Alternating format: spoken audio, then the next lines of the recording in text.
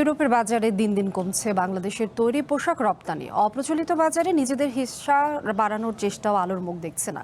অব্যাহত রয়েছে নিম্নমুখী প্রবণতা। এছাড়া অর্থবছরের তৃতীয় প্রান্তিকে তৈরি পোশাকের মূল্য সংযোজন কমেছে উল্লেখযোগ্য হারে।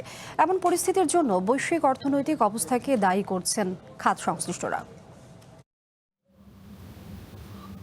ক্রমেই কমছে ইউরোপের দেশগুলোতে তৈরি পোশাকের রপ্তানি। চলতি বছরের শেষ 4 মাসে আগের অর্থ বছরের একই সময়ের তুলনায় রপ্তানি কমেছে 19%।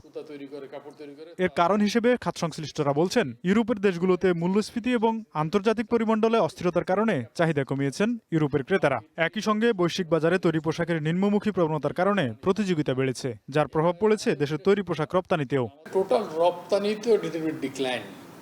এইটা কোন সময় প্রচলিত বাজারে কোনো অপরচুনিটি ওঠানামা করে ওই নির্দিষ্ট দেশের আর্থসামাজিক অবস্থার কারণে এবং হলো আমাদের হলো কস্টিং এর কারণে। ভবিষ্যৎ হোক নিরাপদ, বিনিয়োগ হোক বিশ্বস্ত, আর আমার পছন্দ সল্ট বে। ওয়েলকাম টু সল্ট বে। আমাদের ইনিশিয়েটিভের কারণে এই জন্যই আমরা কিন্তু বিশেষ করে ফোকাস করছি জাপানকে। ব্রাজিলের অ্যাম্বাসাডারের সাথে আমাদের কোনো একটা অনুষ্ঠানে দেখা হয়েছিল, ওইখানে আমরা বলেছি যে অন্তত ব্রাজিলিয়ান কটন দিয়ে যেসব প্রোডাক্ট আমরা তৈরি করবো সেটা ডিউটি এক্সাম্পশন অথবা ডিউটি ফ্রি দিতে হবে। তো উনি বিষয়টা পজিটিভলি নিয়েছেন, এটা নিয়ে আমরা কাজ করতে বলেছেন। অন্যদিকে স্বস্তিতে নেই অপ্রচলিত বাজারও। কয়েকটি দেশের পোশাক রপ্তানিতে ইতিবাচক প্রবৃদ্ধি হলেও অধিকাংশ ক্ষেত্রেই তা নিম্নমুখী। অপ্রচলিত বাজারে মোট রপ্তানি কমেছে $28.78 কোটি। সবচেয়ে বেশি পতন হয়েছে রাশিয়ার বাজারে 29.17%। একমাত্র বড় বাজার হিসেবে চীনে রপ্তানি বেড়েছে 21.51%। ইন্ডিয়া, পাকিস্তান, ইভেন চায়না, আপনি যদি দেখেন সবাই কিন্তু এক্সপোর্ট ড্রপ করেছে। আমরা যে এত ডলার বা এত বিলিয়ন যে আমরা লস করলাম অর্ডারের, সেলসের, এটা কিভাবে কভার হবে? এই অর্ডারগুলো কোথায় গেল তাইলে? আর যদি যে না থাকে তাহলে কি আবার আসবে কিনা?